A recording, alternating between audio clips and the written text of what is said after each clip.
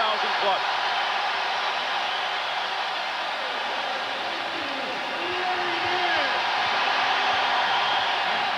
Number 4, Ron Harper. At guard number 25, Mark Reese. And at center number 43, Red Doherty. Assistant coach Dick Helm, Brian Winners. The winner of this game will advance to the Eastern Conference semifinals and will begin against the New York Knickerbockers this coming week. The Milwaukee Bucks won on the road and will now face the defending conference champion, the Detroit Pistons, as the action heats up in the NBA playoffs. And hello again, everyone. I'm Dick Stockton along with Hubie Brown. The pictures and the sounds tell it all of a deciding game. And Hubie Brown, let me ask you what it means to you to go into a decisive game in which one team goes home and the other goes on. Well, a lot of pressure on the people because the coaches are emphasizing no easy baskets today. That means down the lane, you got to shot block everything and also force them to get on a foul line and make their foul shots. Quickly, one key for each team. Well, I think with Cleveland, they must get Harper out in the open floor so that Jordan will chase him and get a little fatigue.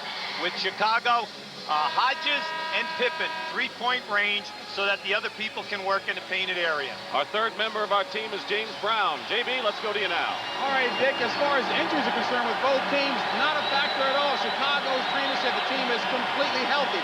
As far as Cleveland is concerned, Craig Ehlo on the ankle and Mark Price with the groin injuries, both said they can play with the pain at this point, and they are as healthy as they've ever been in the playoffs. Let's go back over to Dick. All right, JB, thank you very much. And here are the lineups. Scottie Pippen, Horace Grant, Bill Cartwright, Michael Jordan, and Craig Hodges for the Chicago Bulls. Larry Nance. John Williams starts his second game at forward. Brad Daugherty is the center. And Mark Price and Ron Harper in the backcourt. And we're underway.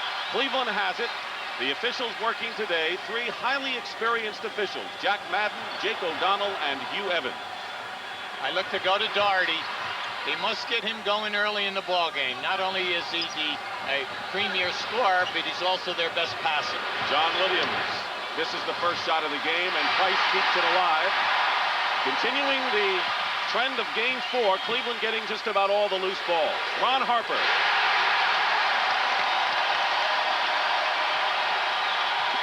We should be looking for Michael Jordan to be catching the basketball with many opportunities at the top of the circle. Scottie Pippen going to the hoop and is fouled.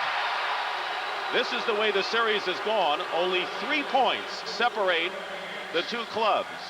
Chicago has outscored Cleveland by 3, and a dramatic Game 4 overtime affair when Michael Jordan, after a sensational 50-point effort, missed a free throw that would have given Chicago a 3-point lead, and Daugherty made 2 key free throws down the stretch with 4 seconds to go in regulation.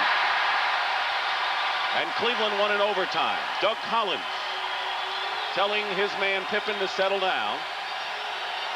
Scottie Pippen has been the second leading scorer for the Bulls. His best game was the opener. He missed them both. Daugherty the rebound.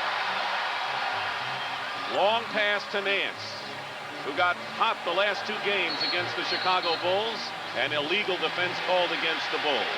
Well, they caught the Bulls that time in something looked like a matchup zone press that time. 3 guys were caught away from the ball. So Hodges is guarding Price. Hodges has to watch out for foul trouble. The Bulls need his 3-point shooting, and he has gotten into foul trouble more often than not in this series. Harper has hit his first 2 shots. So Michael Jordan is the point guard. He's going to try to set up other people. But basically for the Bulls, it's been a one-man gang offensively. They're playing 2-man now, Jordan and Cartwright. Cartwright scores. And one thing Doug Collins said to get more points from other people was to get the ball into Bill Cartwright. Well, in Game 1 in this building, Dick, in the 3rd quarter, when Chicago opened it up, Michael Jordan only scored 2 points in that entire 3rd quarter. 12 on the shot clock. Williams starting his second game. Mike Sanders had started every game prior to this one, prior to the last one. Nance with a second effort. So Cleveland with the second shots. Chicago cannot allow the Cavaliers to get second shots today if they hope to win. Pippen with a good fake on Nance, but a wild shot. Cleveland would like to have Pippen shoot as much as possible off the dribble. They feel he a much better field goal percentage guy when he's standing still. Here's Cartwright again with a familiar shot, and Bill Cartwright, getting off early, has scored the 4 Chicago points.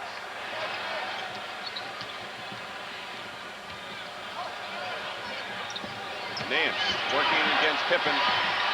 That's a tough cover right there.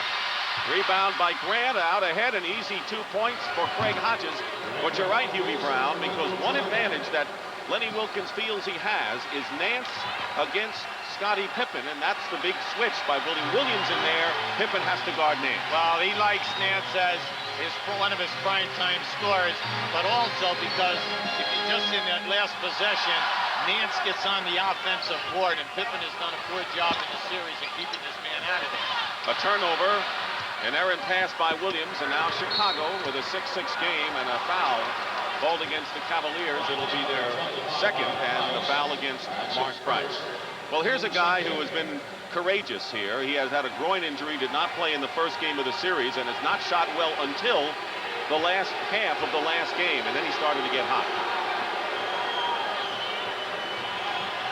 He is the best and maybe only solid outside shooter the Cavaliers have. Cartwright goes flying, no foul, good defense inside by the Cavaliers. Tied at 6, 8:35 to go in the first period. Harper. Rebound Grant, knocked away by Price. Williams. See, today we have 2 excellent defensive rebounding teams. Neither team is what you would refer to as an animalistic offensive board team, but yet in the early going, Cleveland is showing that type of intensity. A year ago, the Bulls won in 5 in a similar series. It was exactly a year ago today. They won at Chicago Stadium, but Cleveland has the home court advantage this time. Cartwright draws the foul. So no question that Cartwright is a man with a mission early here for Chicago.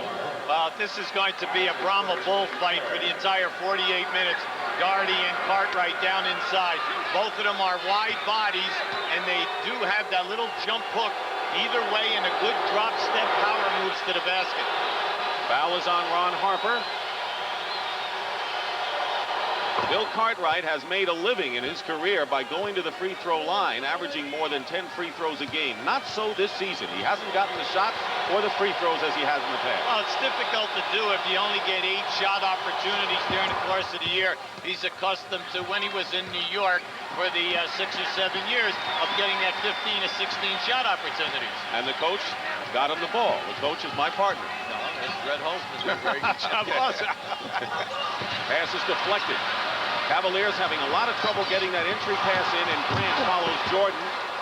And the Chicago Bulls lead by 2. That's what makes Michael so sensational a player. You know you have to guard him off the dribble, but his vision and the unselfishness of getting the other people easy layup. Mark Price takes a 3 and misses. It's tipped up and in by Doherty on the second try. I'm very impressed with that front line today. Nance, Doherty, and Williams. You're talking about a lot of size on the offensive board. And Chicago can't match up with it, frankly. They may have to bring Sellers in and switch Pippen to a guard position if it gets too tough for him. Wait a second. What do you got? A crystal ball here?